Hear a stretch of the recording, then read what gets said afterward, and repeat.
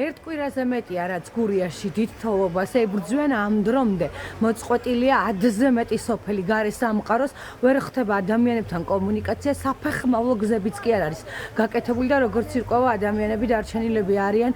უბრალოდ შიშველი ხელებით, სტიქიის პირისპირ მათ არ აქვთ საკვები, არ გააჩნიათ არანაირი შემოსავალი და უბრალოდ გადაადგილებაც კი არ შეუძლიათ იმისთვის, რომ მოახერხონ თუნდაც მცირედი საკვების მიტანა, წამლის შეძენა. ჩვენ რამდენიმე ათეული ადამიანი ვნახეთ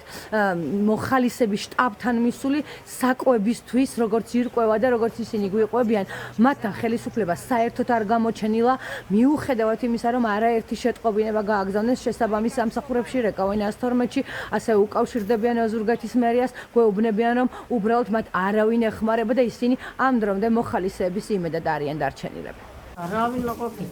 არავინ არ მოსულა საერთოდ? რამდენი დღე იყავით ჩაკეტილები და რა ხდებოდა? რაც აითოლი მევიდა, მას მერე იგივარ. ასე ფეხი დავდივარ და არა ბიჭის თვალში ვერ ხედავს და ვერ მუშაობს რა ხდება ხათოლი რომ მაინც არც დენი გვაქვს ფიგურა არაფერი არ გვაქვს სახს პროდუქტის ნახე ხელისუფლებიდან არ გამოჩენილა რამდენჯერ ვკითხე და არავინ არ მოვიდა არავინ არ შემოსულა ეგ რა გზა თბილისიდან მომევდნენ შემოსული ჯიპსეროკები მაგენს გავაწმენდი გზა პროსტო და გუშინ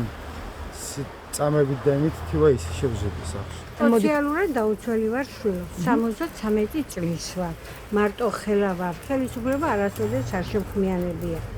ხანდახან ძალით აჟელ თუ მიხვალ ყავს იმას გზას თუ გორე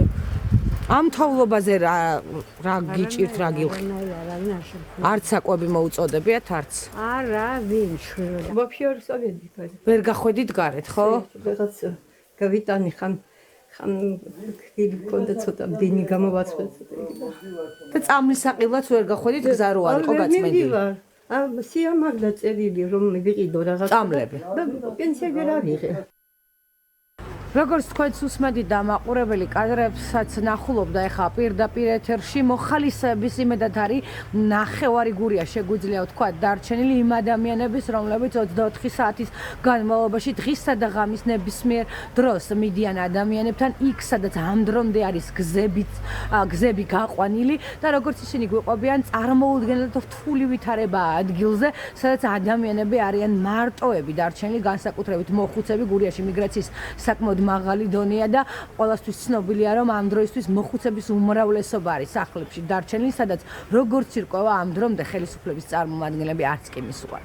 ერთი ოჯახი იყო, რომელშიც მწოლიარე მამაკაცი იყო და 80 წელს გადაცილებული ქალი, რომელსაც ერთი კვირის განმავლობაში საკვები და წამალი არ ქონდა მიღებული და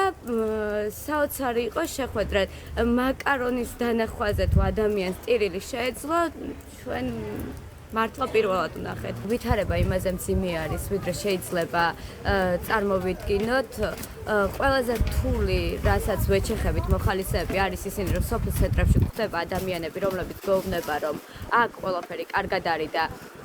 აღარ არის საჭირო ჩვენი დახმარება და ფაქტობრივად ყველანაირად ცდილობენ, რომ ხელი შეგვიშალონ და მე პირადად ვერ ხვდები, ახლა ხელი შეშლა კი არა, პირიქით გვერდში დგომა უნდა იყოს. აი ესეთია ვითარება რეგიონში, სადაც ერთ კვირაზე მეტია სტიქიას ებრძვიან მოხალისეები მუშაობენ 24 საათის განმავლობაში. ჭავჭავაძის ქუჩაზე ოზურგეთში ფუნქციონირებს შტაბი ასევე ფუნქციონირებს ჩოხატაურსა და ლანჩხუთშიც, სადაც მოხალისეებს აქვთ სპეციალური ბაზები გაკეთებული და გარდა იმისა, რომ ეს ადამიანები თავად მიდიან იმ ადგილებში, სადაც ამ დრომდე გზები, როგორც ისმენით, გაყვანილიც კი არ არის და ამ დრომდე არ არის შუქი, გაზი და წყალი არ აქვთ ადამიანებს ასევე თვითონ შტაბებში, მოხალისეების შტაბებში, იმ შტაბებში, რომლებშიც ერთ კვირაზე მეტიას ნანუკას ფონდის დაიტოვეს და სხვა შემოწირულობებით არის ესე ვთქვათ, შევსებული ეს შტაბები, მიდიან თავად მოქალაქეები, გაქვთ პროდუქტები, პირველადი საჭიროების ნივთები და მე კიდევ ერთხელ გეტყვით, რომ ამ დრომდე რეგიონში ისევ მძიმე ვითარება რჩება. პირდაპირ ეთერში ნატო გოგელიას საუბრობდა ადამიანური სოლიდარობის და